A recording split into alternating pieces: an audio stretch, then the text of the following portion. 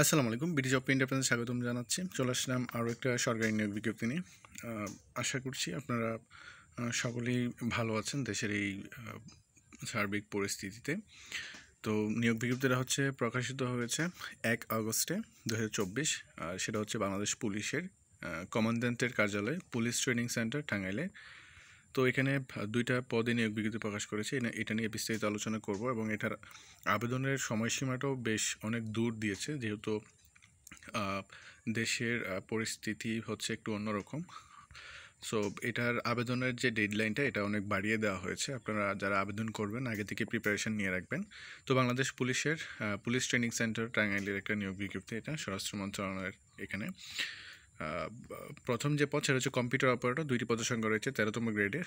বয়সসীমাটা হচ্ছে 18 থেকে 30 বছর পর্যন্ত। আবেদন করতে পারবেন বিজ্ঞান বিভাগে কোনো স্বীকৃত বিশ্ববিদ্যালয় থেকে, স্নাতক সম্মান ডিগ্রি যদি কমপ্লিট করে থাকেন, এবং কম্পিউটার মুদ্রাক্ষরে প্রতি মিনিটে আপনার বাংলায় 25 শব্দ এবং ইংরেজিতে 30 শব্দ থাকতে হবে। এবং 2 নম্বর যে পদ সেটা হচ্ছে অফিস সহকারী কাম কম্পিউটার মুদ্রাক্ষরিক। একটি পদের সংখ্যা রয়েছে 16তম গ্রেডের বেতন। এটার বয়সসীমাটা সেম। এখানে আপনি এইচএসসি পাস করলে আবেদন করতে পারবেন। ঠিক আছে। এখানে শর্তাবলী হচ্ছে আবেদনকারী কর্তৃক নির্দিষ্ট চাকরির আবেদন ফর্মে আবেদনটা করতে হবে। আবেদন ফর্মটা আপনারা ডাউনলোড করতে পারবেন www.police.gov.bd এই ওয়েবসাইট থেকে, তাদের পুলিশের যে অফিসিয়াল ওয়েবসাইট সেখান থেকে।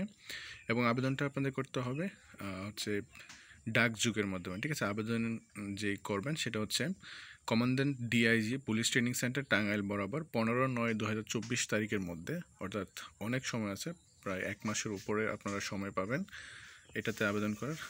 ঠিক আছে। তো ধীরস্বস্তে দেশের পরিস্থিতি যখন ঠিক হবে, শিথিল হবে, তখন আপনারা আবেদনটা করতে পারবেন, সমস্যা নেই। ডাকযোগে আবেদনটা করতে হবে, হাতে কোনো আবেদনপত্র গ্রহণ করা হবে না। ঠিক আছে। কামের ওপরে মোটা অক্ষরে অবশ্যই পদের নাম উল্লেখ করতে হবে, কোন পদে আবেদন করবেন।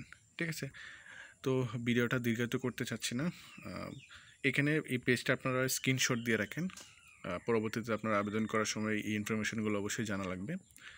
ঠিক আছে। আবেদন ফিটা আপনার 200 টাকা নির্ধারণ করা হয়েছে।